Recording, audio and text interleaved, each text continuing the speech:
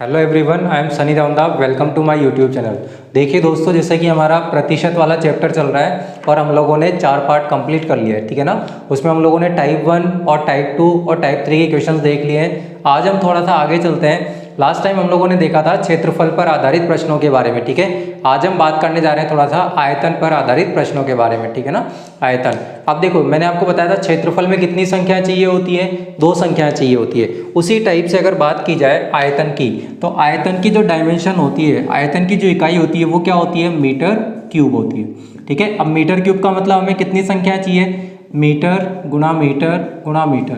कितनी संख्याएं चाहिए, 3 संख्याएं चाहिए। अब अगर 3 संख्याएं चाहिए तो कितने 100 का भाग लगाना पड़ेगा, हमें 200 का भाग लगाना पड़ेगा, ठीक है। कल बताया था ऊपर जितनी भी संख्या होगी उसमें से एक संख्या कम करके हम 100 का भाग लगाएंगे। जैसे ऊपर अगर 3 संख्या है तो नीचे 2 बार 100 का भाग लगेगा।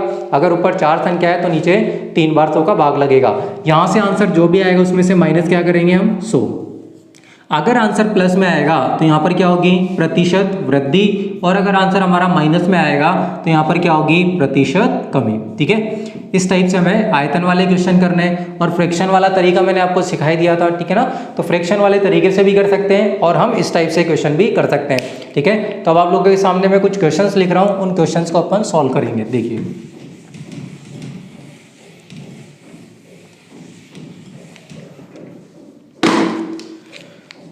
पहले क्वेश्चन की बात करते हैं आयतन के। हमसे कहा गया है एक घनाभ दिया हुआ है और घनाभ की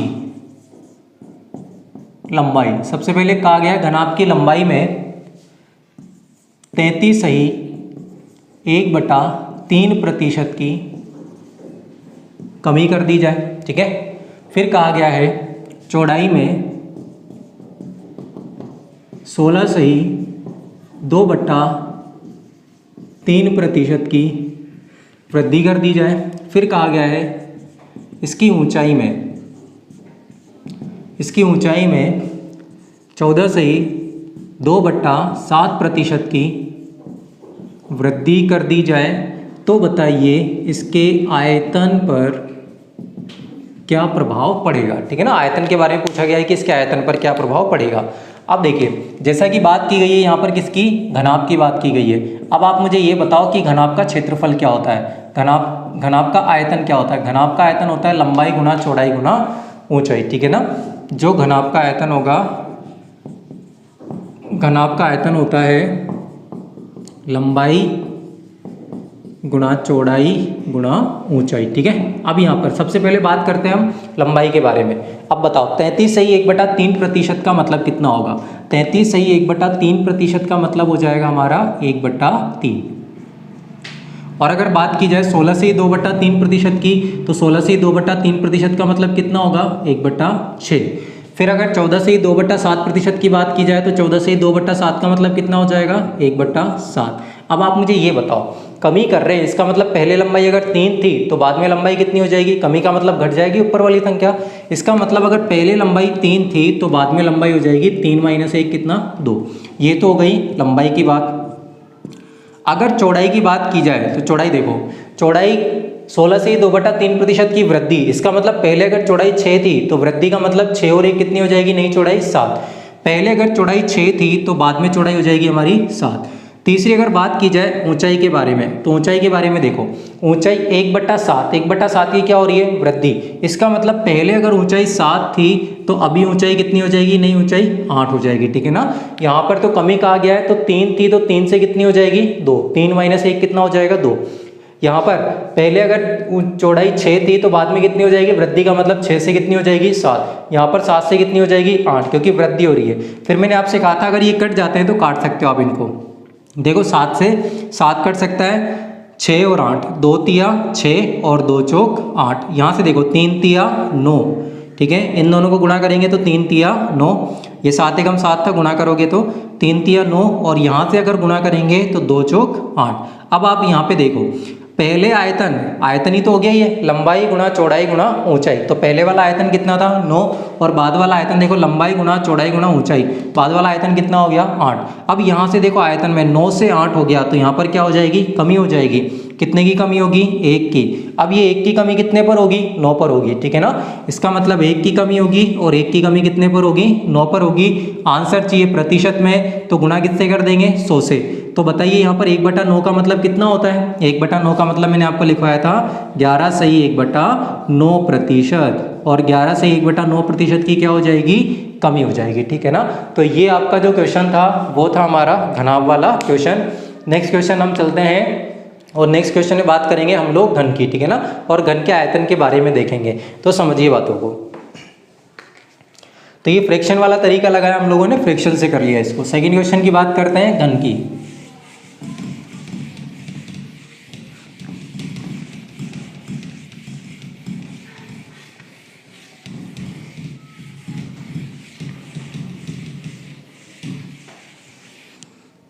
देखिए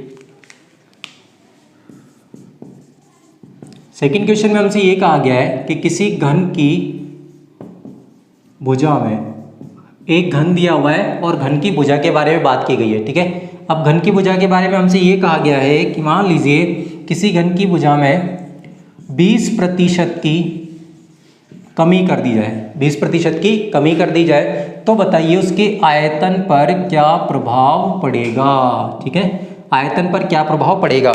अब समझिए, इसको भी हम फ्रैक्शन से भी कर सकते हैं, और यहाँ पर देखो ये जो प्रतिशतता पूर्णांक में भी दी हुई है, तो 100 में जोड़कर या फिर घटाकर भी कर सकते हैं। अब आप मुझे ये बताओ, जो घन का आयतन होता है, घन का आयतन क्या होता है, भुजा क्यूब। मैंने आपसे कहा था कि आयतन में हमें कितनी संख्याएं चाहिए, 3 संख्याएं चाहिए। अब बताओ तीनों की तीनों संख्याएं किसके लिए लिखी जाएगी, भुजा के लिए, क्योंकि भुजा क्यूब का मतलब ही क्या होता है, भुजा गुना भुजा गुना भुजा, ठीक है ना। इसका मतलब तीनों की तीनों संख्याएं किसके लिए लिखी जाएगी, उसकी भुजा के लिए। अब आप मुझे बताओ, भुजा में 20% की क्या कर रहे हैं, कमी कर रहे हैं। कमी का मतलब कितना लिखोगे, 100 - 20। कमी का मतलब 100 में से घटेगी संख्या। तो अगर हम पहले तरीके से करना चाहें तो हम इसको ऐसे करेंगे, 80 गुना 80 गुना 80। अब बताओ अगर ऊपर 3 संख्या आ गई तो कितने 100 का भाग लगाओगे, यहाँ पर 200 का भाग लगा देंगे। जैसे ही आप 200 का भाग लगाओगे, यहाँ से कैंसिल आउट कीजिए, 3 0 से 3 0 कट जाएगा, और 8 का घन कितना होता है, 512। 8 का घन होता है 512। अगर 512 में 10 का भाग लगाओगे तो कितना मिलेगा हमें, 51.2, ठीक है ना। अभी हमारा आंसर खत्म नहीं हुआ, मैंने क्या कहा था, यहाँ से जो भी आंसर आएगा उसमें से माइनस कितना किया जाएगा, 100, ठीक है। अब 51.2 में से माइनस कर देते हैं हम 100 को। जैसे ही माइनस करोगे इस बार हमारा आंसर आएगा माइनस में, क्योंकि बड़ी संख्या किसकी हो गई, माइनस की हो गई, ठीक है ना। तो यहाँ से देखो 10 से 2 गया तो कितना बचेगा, 8 बचेगा। 9 में से 1 गया तो कितना बच जाएगा, 8 बच जाएगा, और 9 में से 5 गया तो कितना, 4 बच जाएगा। तो यहाँ से हमारे पास में कितना आ जाएगा, 48.8% की क्या आ जाएगी हमारे सामने, कमी आ जाएगी। एक तो आप इस तरीके से कर सकते हैं यहाँ पे, ठीक है ना। दूसरी अगर बात की जाए तो यहाँ पर हम इसको फ्रैक्शन वाले तरीके से भी कर सकते हैं। अब फ्रैक्शन वाले तरीके से कैसे करोगे, देखिए 20% का मतलब कितना हो जाएगा, 1/5। इसका मतलब अगर पहले भुजा 5 थी तो कमी कर रहे हैं, तो बाद में कितनी हो जाएगी, 4। पहले अगर 5 थी तो बाद में कितनी रह जाएगी, 4 रह जाएगी। ये तो किसकी बात हुई, भुजा की बात हुई। अब अगर हम बात करें इसके आयतन की, तो आयतन क्या होता है, भुजा का क्यूब। अब क्यूब करेंगे तो 5 का क्यूब कितना होता है बताओ, 5 का घन होता है 125। और अगर 4 के घन की बात की जाए तो 4 का घन कितना होता है, 4 का घन होता है 64। यहाँ से देखो 125 से कितना हो गया, 64। तो यहाँ पर कमी आ रही है। अब कमी कितने की आ रही है, माइनस कर दो, 5 में से 4 गया तो 1 बचेगा, और 12 में से 6 गया तो कितना बच जाएगा, 6 बच जाएगा। इसका मतलब यहाँ पर आ रही है कमी कितने की, 61 की कमी आ रही है। अब ये 61 की कमी कितने पर आएगी, 125 पर आएगी। 61 की कमी आ रही है 125 पर, गुणा किससे करेंगे, 100 से करेंगे। आंसर किस में लेके आना है, प्रतिशतता में। काट दीजिए इसको, 25 पंजे 125, 25 चौक 100, गुणा कर लो इसको। जैसे ही गुणा करोगे 4 एकम 4, 4 छिकी 24, 244 में भाग लगा दो 5 का, और जैसे ही 5 का भाग लगाओगे तो यहाँ से हमें मिलेगा, भाग लगा दो 5 चौक 20, 5 अट्ठे 40, और फिर से 5 अट्ठे 40, मतलब 48.8% की देखो क्या हो रही थी, कमी हो रही थी। तो यहाँ पे आंसर आ जाएगा 48.8% की क्या हो जाएगी, कमी हो जाएगी, ठीक है। तो यहाँ से हम लोग इस टाइप से इस क्वेश्चन को कर सकते हैं, ठीक है। तो आप दोनों तरीके से कर सकते हो इसको, लेकिन अगर फ्रैक्शन में दिया होगा, यहाँ पे तो पूर्णांक में था तो दोनों तरीके से कर सकते हो। फ्रैक्शन में दिया होगा तो फिर आप फ्रैक्शन वाले तरीके से ही करना है इसको, ठीक है ना, ध्यान रखना। अब नेक्स्ट चलते हैं हम अगले क्वेश्चन की तरफ, और अगला क्वेश्चन हम देखते हैं बेलन के बारे में। ये तो हमारा घन के बारे में था। नेक्स्ट क्वेश्चन हम देख रहे हैं बेलन के बारे में।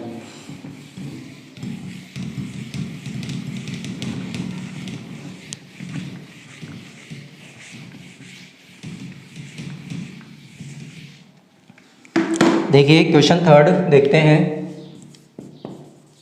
हमसे कहा गया है किसी बेलन की त्रिज्या, बेलन की त्रिज्या की बात की गई है और बेलन की त्रिज्या में 50% की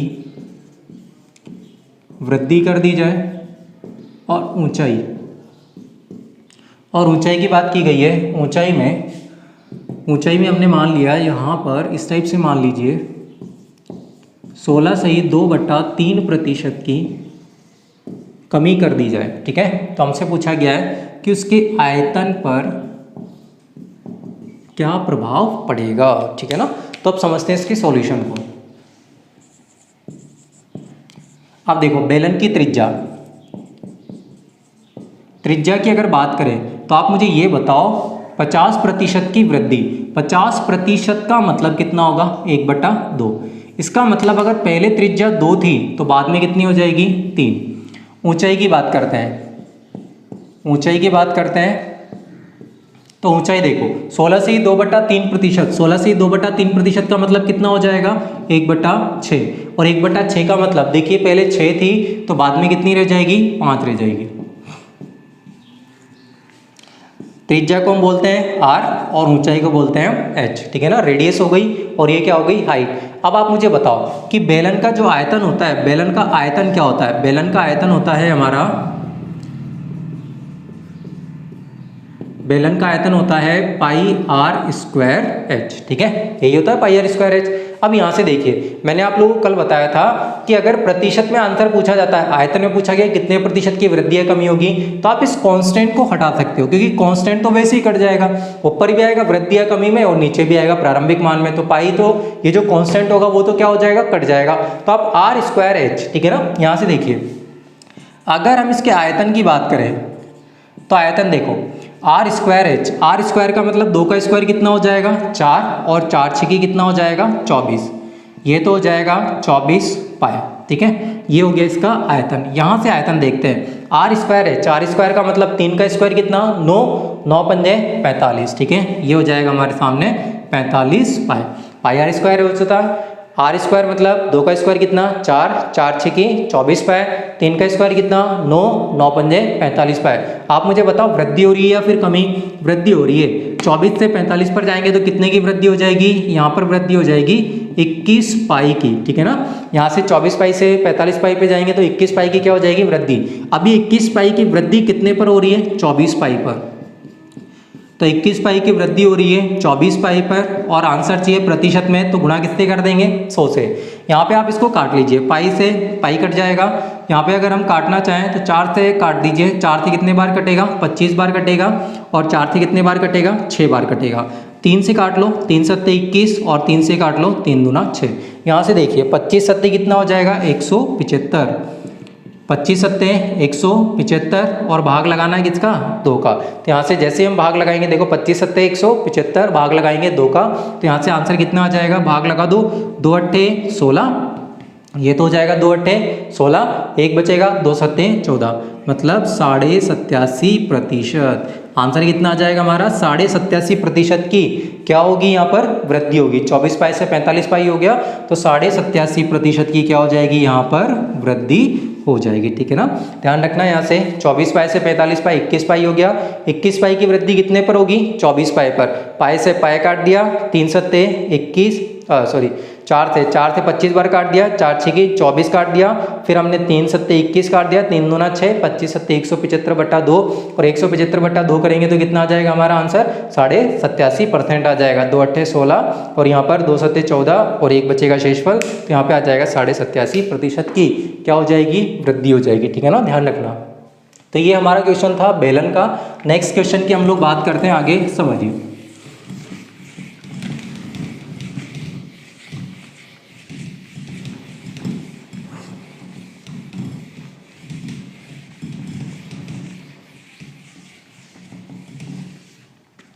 देखो इसी टाइप से एक क्वेश्चन पूछा जाएगा शंकु पर भी। अब शंकु पर क्वेश्चन पूछा जाएगा तो सेम टू सेम इसी टाइप से होगा। जैसे मान लीजिए आपसे कहा जाए शंकु के बारे में, बेलन तो आप लोग जानते हो ना, बेलन किस टाइप का होता है, जो घरों के ऊपर टंकी रखी होती है इस टाइप का बेलन होता है, ठीक है ना, इस टाइप की शेप होती है बेलन की। ये बेलन होता है, ये इसकी रेडियस होती है और ये वाली इसकी क्या होती है, हाइट होती है, ठीक है ना। ये आपका बेलन होता है, ठीक है। अगर शंकु की बात की जाए तो शंकु इस टाइप का बना होता है, जो आपकी बर्थडे केप होती है उस टाइप का बना होता है, इस टाइप से, इस टाइप से आपका शंकु बना होता है। ये तो इसकी हाइट होती है और ये इसकी रेडियस होती है, ठीक है ना। ये तो हाइट हो जाएगी और ये क्या हो जाएगी, रेडियस हो जाएगी, ठीक है। तो अब शंकु के बारे में बात करते हैं। शंकु का क्वेश्चन किस टाइप से देगा वो आपको एग्जाम में देखिए। शंकु के बारे में बोल सकता है कि किसी शंकु की त्रिज्या में 20% की वृद्धि कर दी जाए और ऊंचाई में 30% की कमी कर दी जाए तो उसके आयतन पर क्या प्रभाव पड़ेगा। आयतन की बात करने जा रहे हैं कि उसके आयतन पर क्या प्रभाव पड़ेगा, ठीक है ना। तो समझिए बात को। अब आयतन की बात कर रहे हैं तो बताओ आयतन में कितनी संख्याएं चाहिए हमें, 3 संख्याएं चाहिए। आयतन में 3 संख्याएं चाहिए। अब आप मुझे ये बताओ 3 संख्या कैसे लिखोगे। यहाँ पर तो हमें कितनी संख्या दी गई है, 2 ही संख्या दी गई है अगर प्रतिशतता में बात करें तो। अब हमें 3 प्रतिशतता लिखनी है तो वो कैसे लिखोगे। जब तक आपको शंकु का फॉर्मूला नहीं पता होगा शंकु के आयतन का, तब तक आप 3 संख्याएं नहीं लिख पाओगे। तो शंकु का जो आयतन होता है, शंकु का आयतन कितना होता है, 1/3 पाई आर स्क्वायर एच। आप मुझे बताओ 1/3 पाई तो कांस्टेंट है क्या, तो इसको तो हम हटा सकते हैं क्या। मैंने कहा था कांस्टेंट जितने भी होंगे आप लोग हटा सकते हो। R square h, r square h का मतलब हम लोग ऐसा लिख सकते हैं आर गुना एच। अब देखो 2 बार तो संख्या लिखी जाएगी त्रिज्या के लिए और 1 बार संख्या लिखी जाएगी उसकी ऊंचाई के लिए, ठीक है ना। 2 बार तो लिखी जाएगी त्रिज्या के लिए और 1 बार संख्या लिखी जाएगी उसकी ऊंचाई के लिए, ठीक है ना, ध्यान रखना। तो यहाँ पर 3 संख्या हो गई हमारे पास में। अब त्रिज्या के लिए लिखो, त्रिज्या के लिए क्या कहा गया, 20% की वृद्धि। अब 20% वृद्धि का मतलब कितना लिखोगे, 120 गुणा 120 और ऊंचाई में क्या कर रहे हैं, 30% की कमी कर रहे हैं। कमी का मतलब कितना लिखोगे, 70। और यहाँ से बताओ कितने 100 का भाग लगाओगे, 200 का, क्योंकि कितनी संख्या होगी हमारे सामने, ऊपर 3 संख्या होगी इसलिए कितने 100 का भाग लगाया जाएगा, 200 का। जैसे आप इसको काटोगे तो देखिए 1 2 3 0 से 3 0 कट जाएगा। 12 का स्क्वायर बताओ, 12 का स्क्वायर कितना होता है, 144। तो यहाँ से हम लोग लिखेंगे 144 गुणा 7/10। और जैसे हम इसको सॉल्व करेंगे तो ये आएगा 7 चौक 28, 7 चौक 28 और 2 30, 7 एकम 7 और 3 10। बताओ एक 0 का भाग लगा रहे हैं तो पॉइंट कितनी संख्याओं के पहले आ जाएगा, एक संख्या के पहले पॉइंट आ जाएगा। इसका मतलब ये कितना हो जाएगा, 100.8। लेकिन अभी हमारा आंसर खत्म नहीं हुआ। हमने क्या किया था, वहां से आंसर जितना भी आएगा उसमें से माइनस कितना किया जाएगा, 100 माइनस किया जाएगा। जैसे ही 100 माइनस करोगे तो यहाँ पर कितना आ जाएगा, 0.8%। अब देखो प्लस में आ रहा है, प्लस में आने का मतलब क्या हो जाएगी, वृद्धि हो जाएगी, ठीक है ना। तो ध्यान रखना, एक बार और देख लीजिए इसकी कैलकुलेशन को। देखो 20% की वृद्धि की बात कर रहे हैं, मतलब 120। त्रिज्या में बात कर रहे हैं ना 20% की वृद्धि, तो त्रिज्या को लिखेंगे 2 बार, क्योंकि 3 बार चाहिए हमें तो आयतन में। पाई आर स्क्वायर एच फॉर्मूले में आर को 2 बार लिखना पड़ेगा, तो 120 गुणा 120। और ऊंचाई में 30% की कमी कर रहे हैं, कमी का मतलब कितना लिखोगे, 70 लिखेंगे। अगर ऊपर 3 संख्या है तो कितने 100 का भाग लगाओगे, 200 का। यहाँ से 3 0 से 3 0 कट जाएंगे। 12 गुणा 12 कितना होता है, 144 गुणा 7, ठीक है। तो यहाँ से कर लेंगे हम इसको 7 चौक 28, 7 चौक 28 और 2 30, 7 एकम 7 और 3 10, 1008। 1 0 का भाग लगा रहे हो, आंसर जो भी आएगा उसमें से माइनस क्या कर देंगे, 100 कर देंगे। तो आंसर कितना आ जाएगा, 0.8% की क्या हो जाएगी, वृद्धि हो जाएगी, ठीक है ना। ध्यान रखना, इस टाइप का क्वेश्चन हमसे पूछा जाता है शंकु पे। और एक क्वेश्चन और पूछा जाता है यहाँ से आयतन में गोले के ऊपर, ठीक है ना। और गोले के ऊपर क्या पूछा जाएगा, देखिए अब गोले का जो आयतन होता है वो मेनली क्या होता है, 4/3 पाई आर क्यूब, मतलब वो त्रिज्या की बात करेगा। और कल ही मैंने आपको समझाया था, देखो वो त्रिज्या की भी बात कर सकता है और व्यास की भी बात कर सकता है। जितना परिवर्तन व्यास में होगा उतना ही परिवर्तन किस में होगा, त्रिज्या में होगा, ठीक है ना। ध्यान रखना आप लोग इन सारी चीजों को। तो देखिए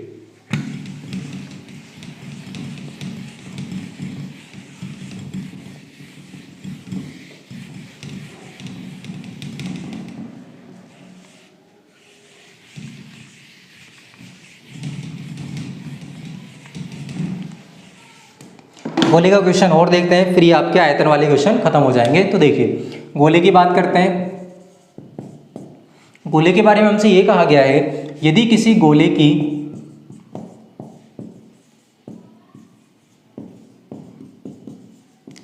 की त्रिज्या में, ठीक है ना, किसी गोले की त्रिज्या में हमसे कहा जाएगा इस टाइप से, मान लीजिए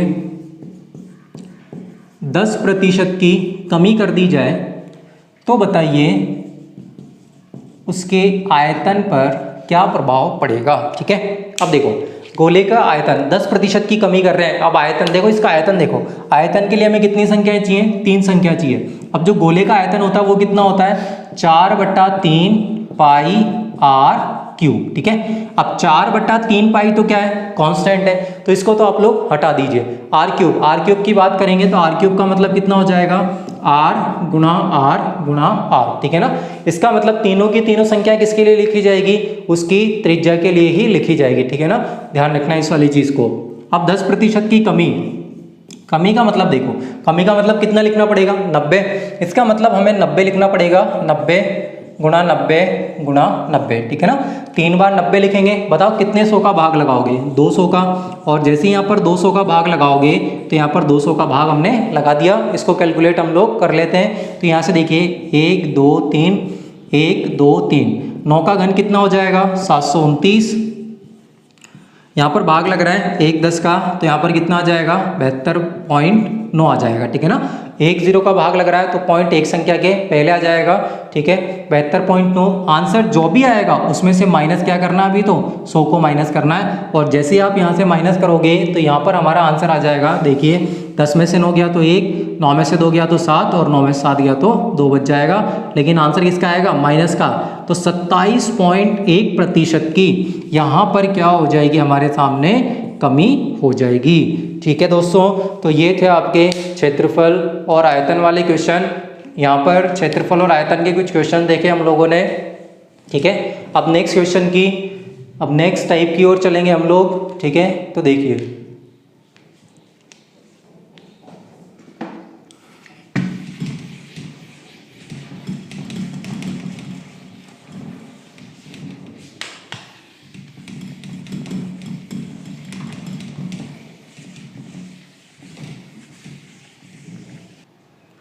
देखिए हमारे क्षेत्रफल और आयतन वाले क्वेश्चन भी खत्म हो गए। ठीक है ना, लगभग 4 टाइप के क्वेश्चन हो गए।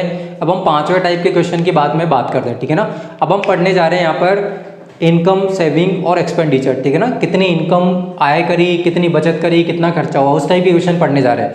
अब उस टाइप के क्वेश्चन पढ़ने से पहले मैं छोटा सा कॉन्सेप्ट समझा रहा हूँ। ठीक है ना, उस कॉन्सेप्ट को समझ लीजिए, तो फिर वो जो कॉन्सेप्ट होगा उस कॉन्सेप्ट से हम आगे आने वाले 3-4 टाइप के क्वेश्चन और कवर कर सकते हैं। जैसे आय व्यय पर आधारित प्रश्न हो गया, जनसंख्या पर आधारित प्रश्न होगा, अंतिम मान प्रारंभिक मान पर आधारित प्रश्न हो गए। इस टाइप से 3-4 क्वेश्चन हम लोग 3-4 टाइप हम लोग कवर कर लेंगे। तो आप उस कॉन्सेप्ट को समझ लीजिए। देखिए मान लीजिए कि किसी वस्तु का जो प्रारंभिक मूल्य दिया हुआ है, किसी वस्तु का मान दिया हुआ है स्टार्टिंग में 1000 रुपये,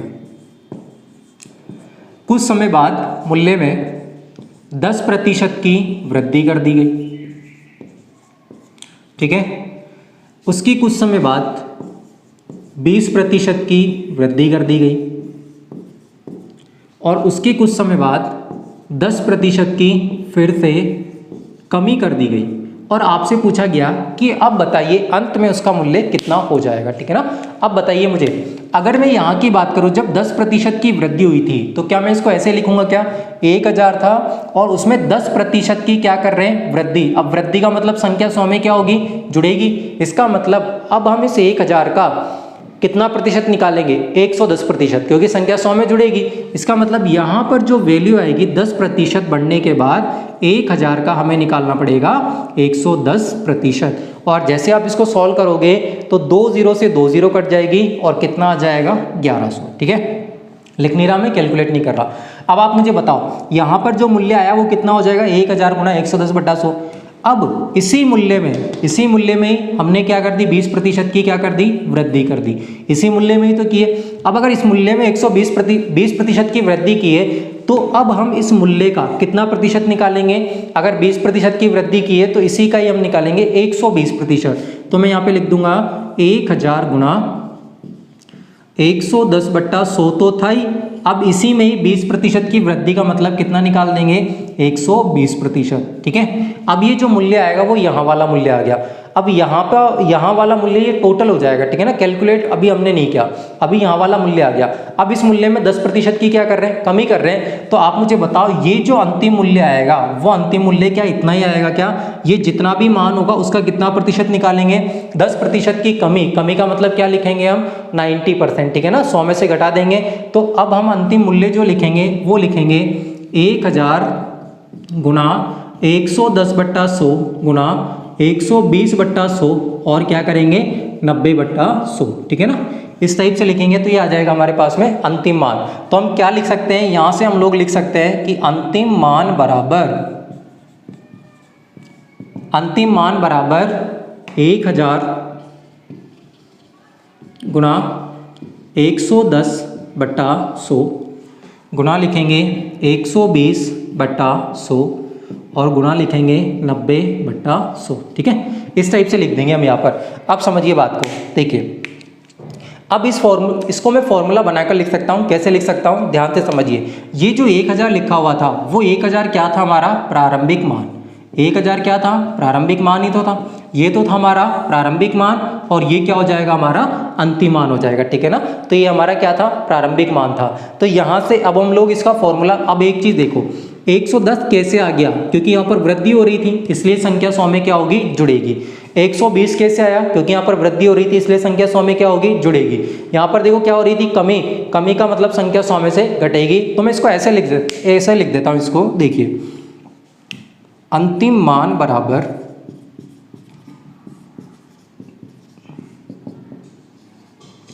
प्रारंभिक मान गुना 100 में जुड़ा है, 10 ही तो जुड़ा है 100 में। ठीक है, तो मैं इसको ऐसे लिख देता हूँ 100 प्लस माइनस। अब यहाँ पर देखो वृद्धि भी दे सकता था, कमी भी दे सकता था। हमने मान लिया 100 प्लस माइनस ए। ठीक है, अगर 1% की वृद्धि होगी तो प्लस कर देना और अगर 1% की कमी होगी तो माइनस कर देना। तो मैंने प्लस माइनस लगा दिया, प्लस माइनस ए और नीचे क्या लिखा हुआ है 100 गुना, यहाँ पे लिखेंगे दूसरा 100 प्लस माइनस b/100। ठीक है, अब अगर वृद्धि होगी 20% की तो प्लस कर देना और अगर कमी होगी तो माइनस कर देना। फिर आगे देखिए, आगे भी हम इसको ऐसे लिख देंगे 100 plus minus c/100, 100 plus minus c/100। ठीक है, तो आपको क्या करना है, यहाँ से हमारे सामने ये एक फॉर्मूला निकल कर आ गया, अंतिम मान बराबर प्रारंभिक मान गुना 100 plus minus a/100, 100 plus minus b/100 और 100 प्लस माइनस c/100। ठीक है, बड़ा इंपॉर्टेंट फॉर्मूला है, ध्यान रखना आप इसको। ठीक है, अब इस फॉर्मूले से आप लोग जनसंख्या वाले क्वेश्चन ही बना सकते हो। ठीक है, किस टाइप से बनाने वो मैं आपको समझा दूंगा और इसी क्वेश्चन से आप लोग आय व्यय पर आधारित प्रश्न भी बना सकते हो। कैसे बनाओगे भी मैं समझा दूंगा और इसी टाइप से हम लोगों को करने हैं ये अंतिम मान और प्रारंभिक मान वाले प्रश्नों को भी करना है। ठीक है ना, तो अब हम चलते हैं नेक्स्ट टाइप की ओर, आय व्यय पर आधारित प्रश्नों की ओर चलते हैं। तो समझिए बात को, देखिए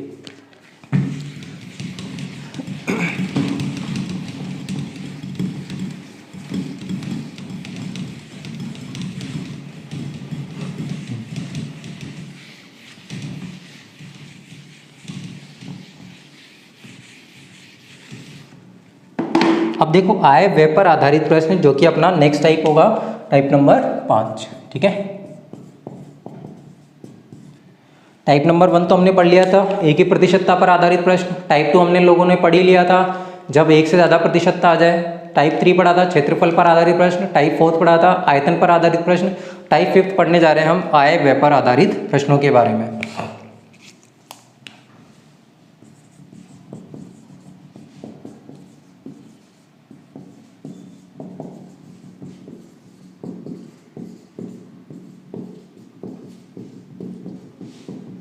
ठीक है, अब देखो आय व्यय पर आधारित जो प्रश्न होते हैं वो 3 टाइप के क्वेश्चन बनते हैं। ठीक है, कौन कौन से होते हैं समझिए।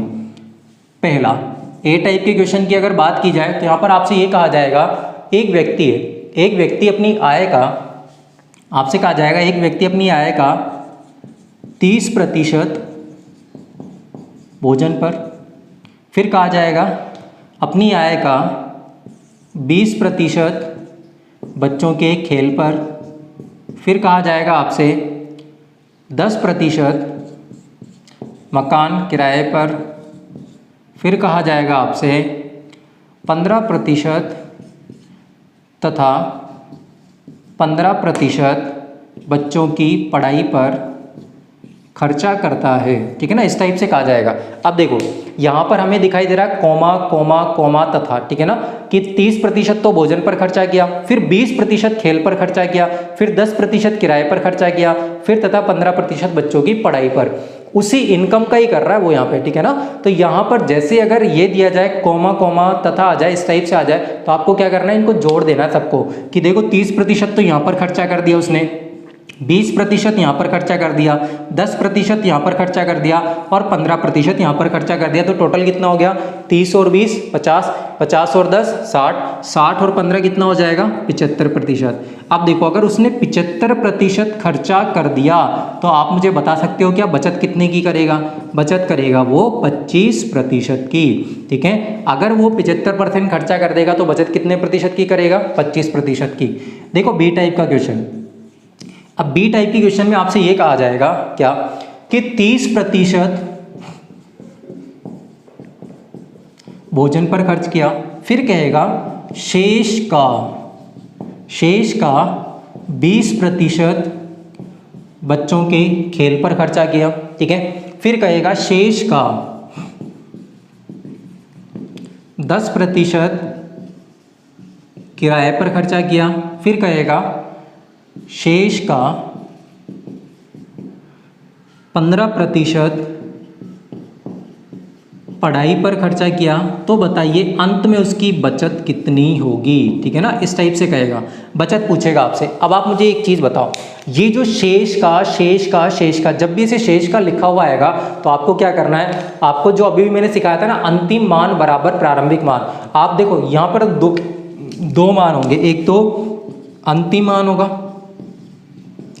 और एक हो जाएगा हमारा प्रारंभिक मान। ठीक है, बाकी तो यहाँ पे देखो अगर खर्चा कर रहा है वो 30% भोजन पर खर्च कर रहा है तो 100 में से घटेगा ही, 100 माइनस 30 करेंगे। ठीक है, क्योंकि यहाँ पर खर्चा ही खर्चा हो रहा है तो माइनस ही होगा। फिर क्या करेंगे, 100 माइनस 20 करेंगे, फिर 100 माइनस 10 करेंगे। अभी मैं क्वेश्चन करवा दूंगा। मेन चीज़ क्या है यहाँ पर, मैं आपको क्या समझाना चाह रहा हूँ कि अंतिम मान क्या होगा और प्रारंभिक मान क्या होगा।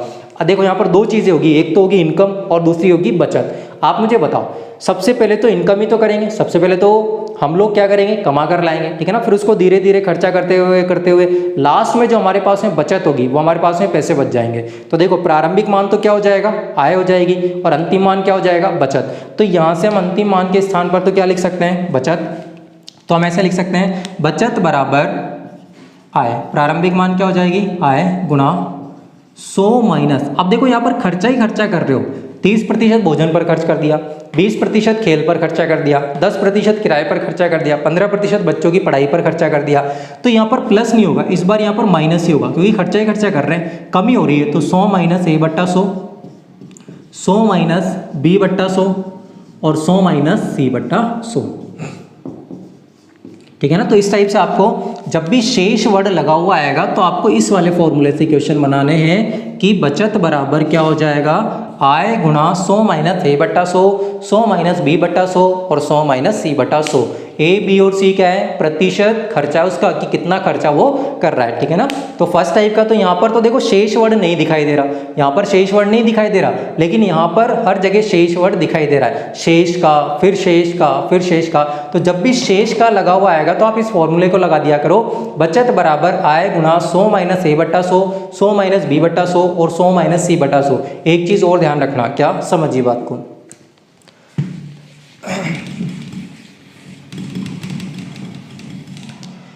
देखो मैंने आपको ये लिखवाया, या तो आप इस फॉर्मूले को देख लीजिए कि अंतिम मान बराबर, मैंने आपको ऐसे लिखवाया था,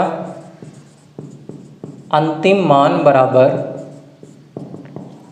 प्रारंभिक मान गुणा 100 plus minus A/100, 100 plus minus B/100, इस टाइप से लिखवाया था। अब सुनिए, यहाँ पर अगर ये मान प्रतिशत में होगा, ए और बी सी के मान अगर प्रतिशत में होंगे, जैसे यहाँ पे प्रतिशत में दिए हुए 30%, 20% और 10%, अगर ये मान प्रतिशत में होंगे तो ही ये 100 में जुड़ेंगे और घटेंगे। अगर मान लो ये मान भिन्न में दे दिए जाए तब आपको एक में जोड़ने हैं और एक में से ही घटाने हैं। अंतिम मान बराबर यहाँ पर हम लिखेंगे प्रारंभिक मान गुणा, अगर ये भिन्न में दिया जाएगा, जैसे मान लो 30% का मतलब भिन्न में कितना हो जाएगा, 3/10 हो जाएगा, ठीक है ना।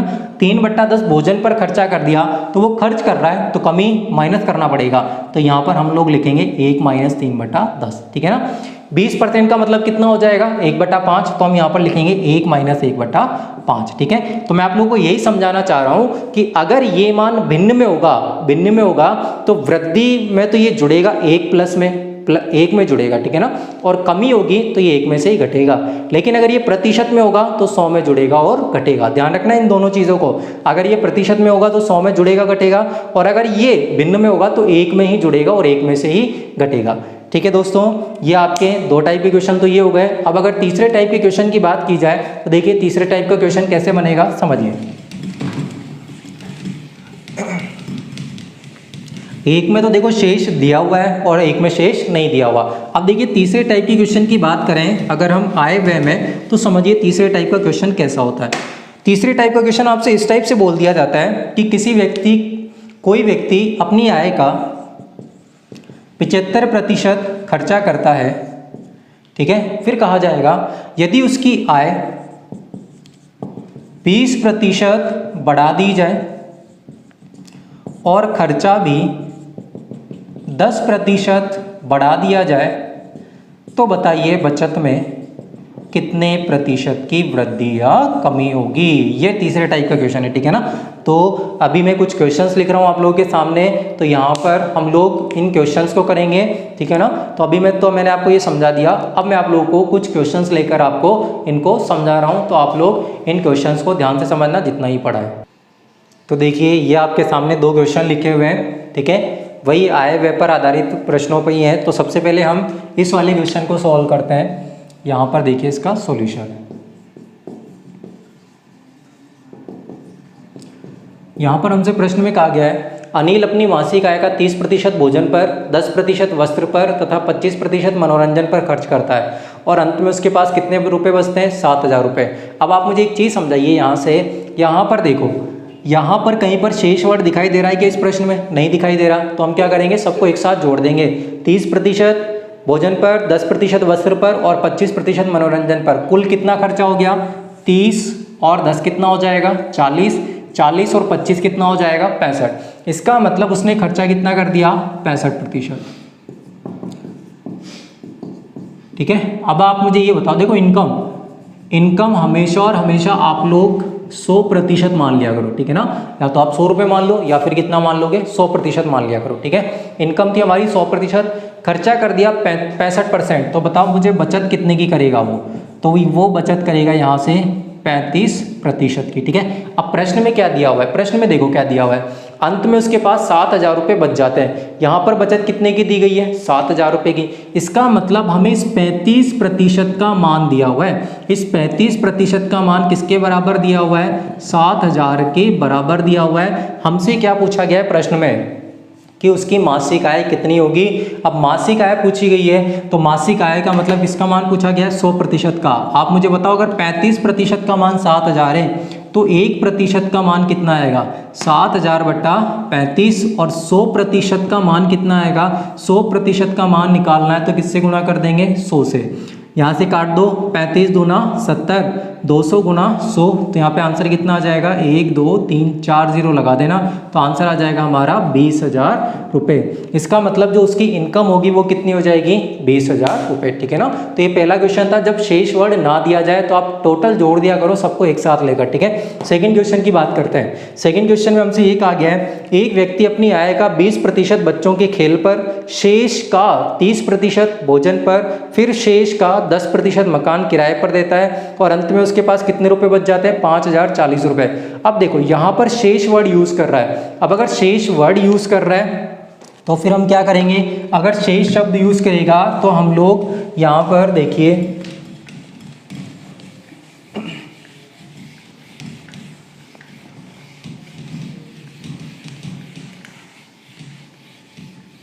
देखो यहाँ से अगर शेष वर्ड यूज किया जाएगा तो यहाँ पर हम लोगों ने बात की थी, जब भी शेष वर्ड आएगा तो हम लोग लिख सकते हैं बचत बराबर आय गुणा 100 माइनस A बट्टा 100, 100 माइनस B बट्टा 100 और 100 माइनस C बट्टा 100 चलता रहेगा आगे तक, ठीक है ना, इस टाइप से। अब यहाँ पर प्रश्न में देखो क्या दिया हुआ है, प्रश्न में उसके पास 5040 रुपये बच जाते हैं, इसका मतलब उसकी बचत दी गई है प्रश्न में, ठीक है। तो 5040 ये बचत दी गई है, हमें क्या पता करनी है, उसकी आय।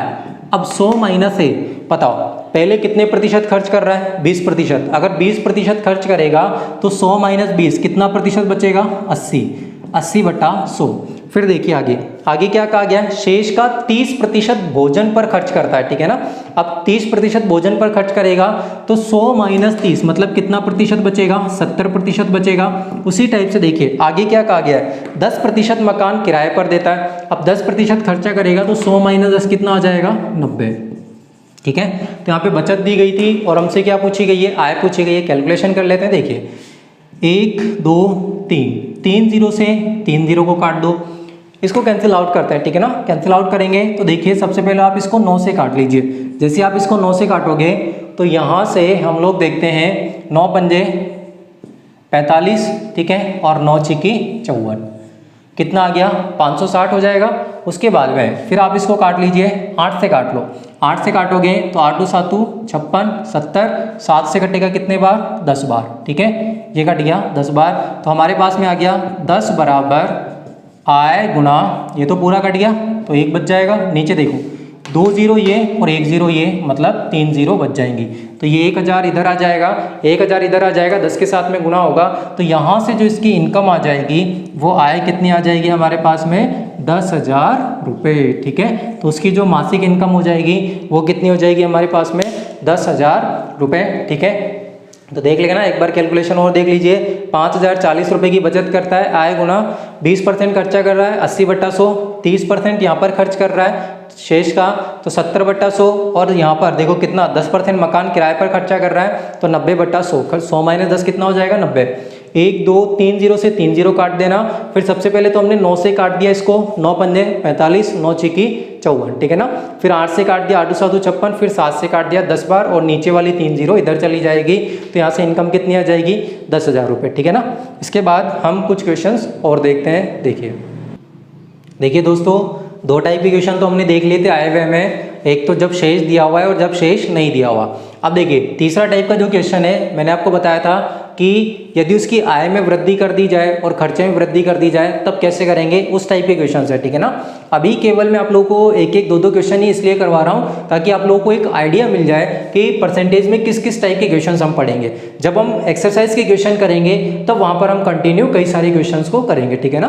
तो इसलिए आप लोग ध्यान रखिए, इस टाइप से मैं आपको एक एक 2 क्वेश्चन ही करवा रहा हूँ हर टाइप के अभी तो, लेकिन इससे क्या होगा, आप लोगों को पता लग जाएगा कि किस किस टाइप के हमें क्वेश्चंस करने हैं, किस किस टाइप के हमारे क्वेश्चंस आते हैं एग्जाम में, ठीक है। फिर हम इनकी एक्सरसाइज कर लेंगे, ठीक है ना, क्वेश्चंस की प्रैक्टिस कर लेंगे। देखिए ध्यान से समझना, इंपॉर्टेंट क्वेश्चन है, ठीक है ना। इस टाइप के क्वेश्चन हमारे एग्जाम्स में आ सकते हैं। जैसे हमसे कहा गया राजेश अपनी आय का 75% खर्चा करता है, यदि उसकी आय 20% बढ़ गई तथा उसने अपने खर्चे में 10% की वृद्धि कर ली तो उसकी बचत में कितने प्रतिशत की वृद्धि होगी। अब देखो बचत में प्रतिशत वृद्धि पूछी है, ठीक है ना, प्रतिशत में आंसर पूछा गया है, और जब भी आंसर प्रतिशत में पूछा जाएगा तो देखिए किस टाइप से करना है आपको। देखो एक तो होगी उसकी आय, दूसरा होगा उसका खर्चा, और तीसरी होगी उसकी बचत।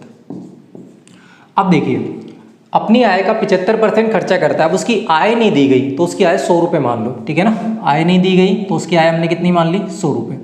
अब वो खर्चा करता है अपनी आय का 75%, 100 का 75% 75 ही होगा, 100 गुना 75 बट्टा 100 करेंगे, 100 से तो 100 कट जाएगा, 100 का 40% 40 ही होगा, 100 गुना 40 100 से 100 कट जाएगा, ठीक है ना।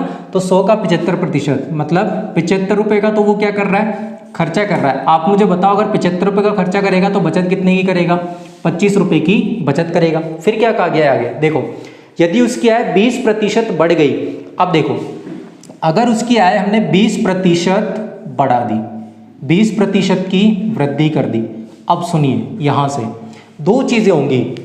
अगर मैं आपसे ये पूछूं बताओ कितने रुपए की वृद्धि होगी, एक क्वेश्चन तो ये, और दूसरा क्वेश्चन बताइए उसकी नई आय क्या होगी। ठीक है, अब सुनिए, अगर आपसे ये पूछा जाए कितने रुपए की वृद्धि होगी, तब तो आप केवल 100 का 20% निकाल लीजिए, और 100 का 20% कितना आएगा, 20 आएगा, मतलब 20 रुपए की तो वृद्धि होगी।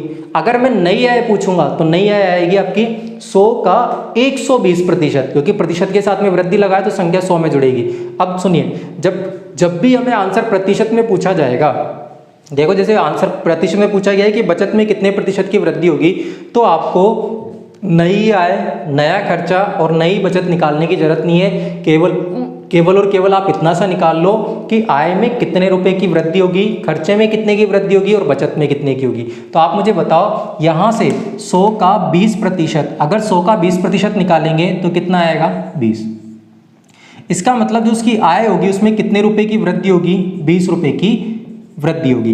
अगर नई आय पूछी जाए तो कितना आएगा, 100 + 20 कितना आएगा, 120। नई आय नहीं निकाली हमने, ठीक है ना, केवल वृद्धि निकालेगी, कितने की वृद्धि होगी। उसी टाइप से अगर खर्चे की बात करें तो खर्चे में क्या कहा गया है, खर्चे में 10% की वृद्धि हो जाती है। अब खर्चा कितना है, 75, और इसमें 10% की वृद्धि। अगर मैं आपसे ये पूछूं, देखो एक तो होगा नया खर्चा, नया खर्चा तो कैसे निकलेगा, 75 का 110%, लेकिन केवल अगर मैं पूछूं कि खर्चे में कितनी वृद्धि होगी, तब आप निकालो 75 का 10%। तो केवल हमें ये निकालना है, नई आय नहीं निकालनी है, नया खर्चा नहीं निकालना है, नई बचत नहीं निकालनी है, ठीक है ना, आपको केवल वृद्धि निकाल लो। अब 75 का 10%, 75 का 10% करोगे तो कितना आएगा, 75 गुणा 10/100, यहाँ से ही कट जाएगा, कितना आएगा, 7.5। अब देखो 7.5 रुपए की वृद्धि यहाँ पर होगी, टोटल आय में कितने रुपए की वृद्धि हो रही है, 20 रुपए की। तो क्या आप मुझे बता पाओगे क्या कि बचत में कितने रुपए की वृद्धि होगी। देखो इधर, खर्चा प्लस बचत, खर्चे और बचत को मिलाकर ही तो आय बनेगी उसकी, ठीक है ना, खर्चे और बचत को अगर हम जोड़ेंगे तभी तो आय आएगी। अब देखो यहाँ पर 7.5 रुपए खर्चा, 7.5 रुपए की वृद्धि कर रहा है खर्चे में, और टोटल आय में कितने की वृद्धि हो रही है, 20 रुपए की। तो अगर आपसे पूछा जाए बचत में कितने रुपए की वृद्धि होगी, तो देखिए आप इस 20 में से इस खर्चे को घटा दो, 20 में से अगर 7.5 को घटाएंगे तो कितना आएगा, 12.5 रुपए। इसका मतलब उसे 12.5 रुपए बढ़ाने पड़ेंगे, किसमें, बचत में।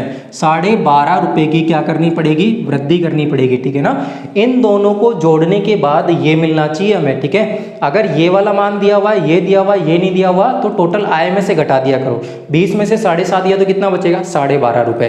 अब ये 12.5 रुपए की क्या होगी, वृद्धि होगी। अब हमसे पूछा गया है प्रतिशत वृद्धि बचत में, ठीक है। तो आप मुझे बताओ 12.5 रुपए की वृद्धि होगी, कितने में होगी, प्रारंभिक मान ही तो आता है नीचे, ऊपर तो आती है वृद्धि और नीचे क्या आता है, प्रारंभिक मान।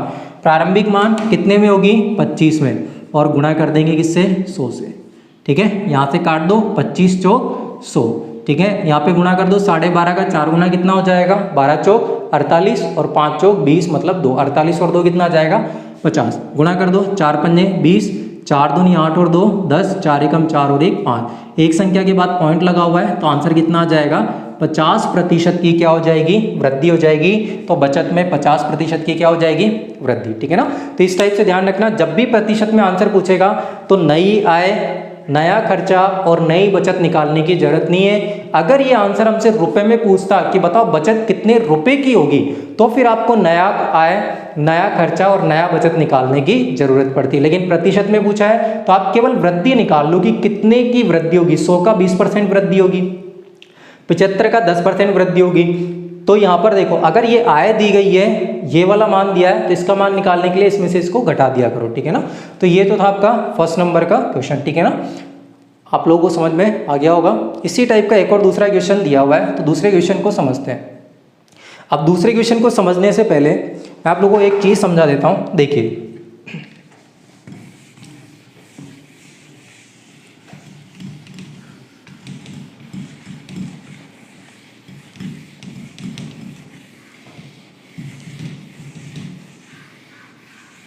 दूसरी क्वेश्चन को समझने से पहले एक चीज़ समझ लीजिए आप लोग।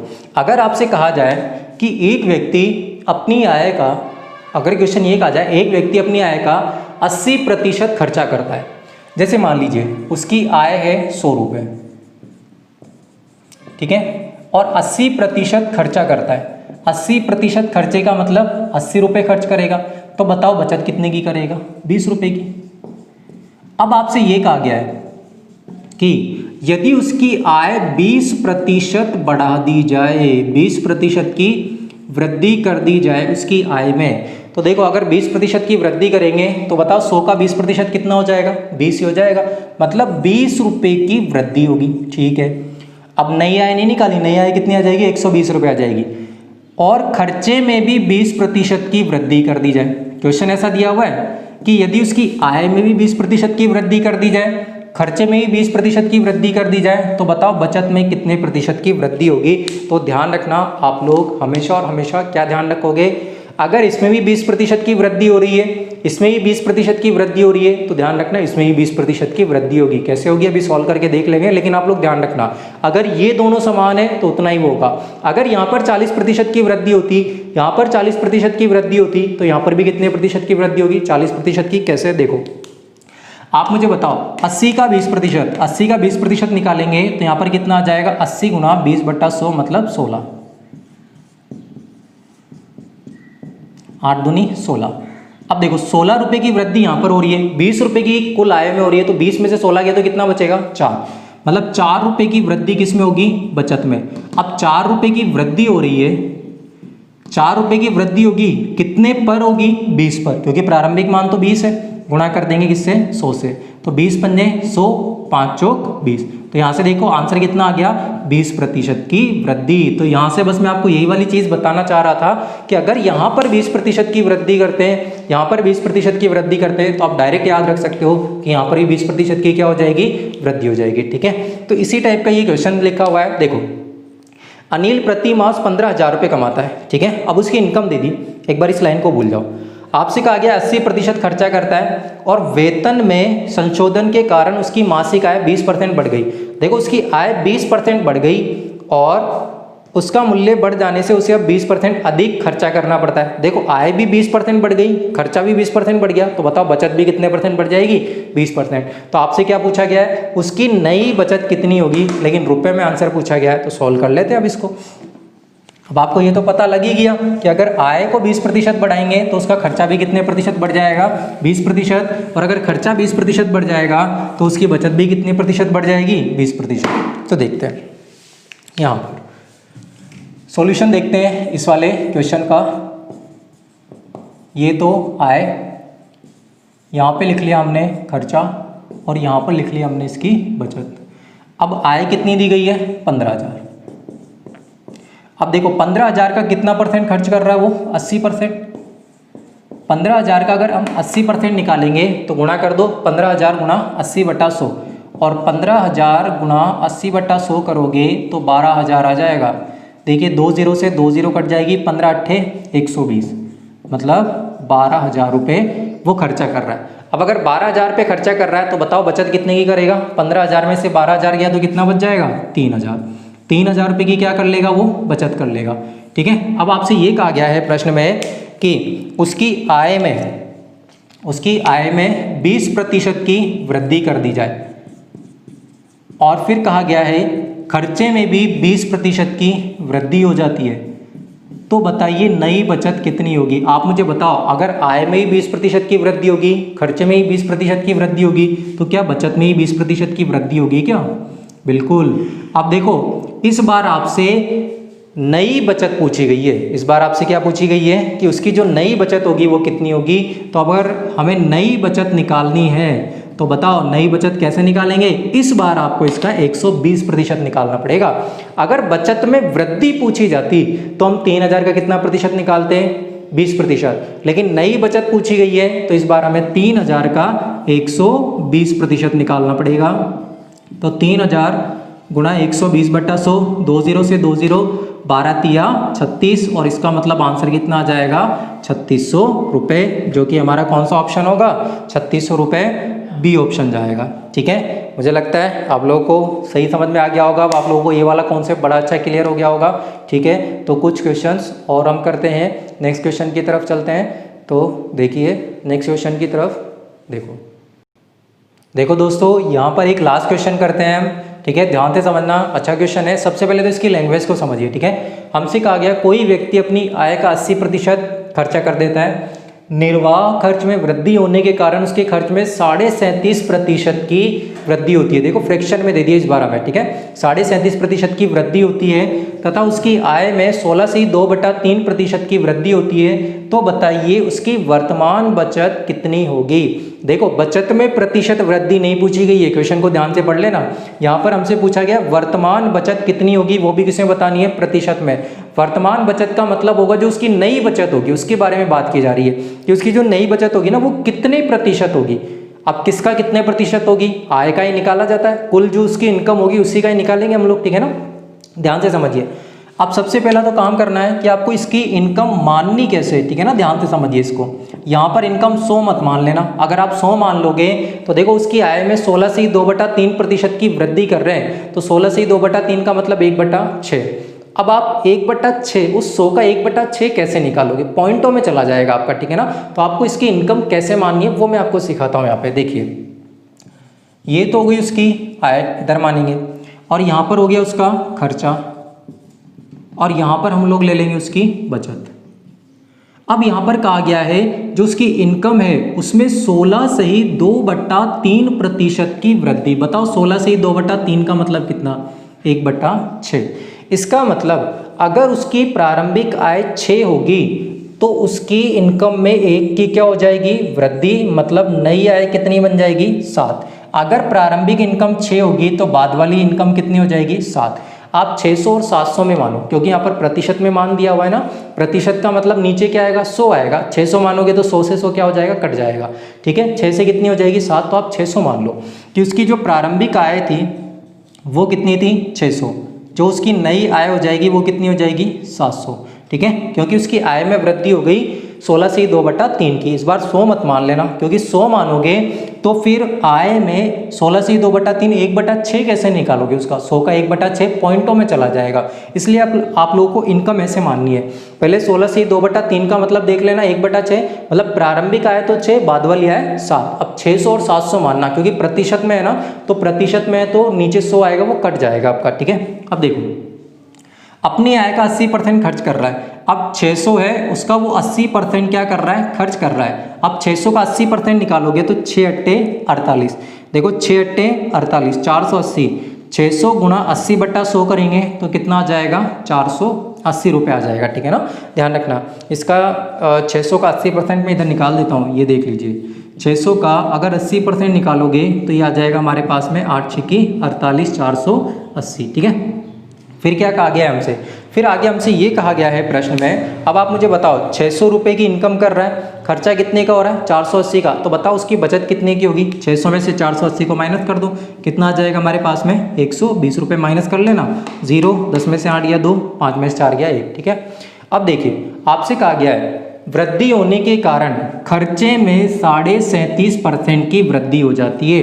अब खर्चा भी कितना है, 480, इसमें 37.5% की वृद्धि। 37.5 का मतलब मैंने आप लोगों को बताया था, 37.5% का मतलब कितना होता है, 3/8। 3/8 की वृद्धि।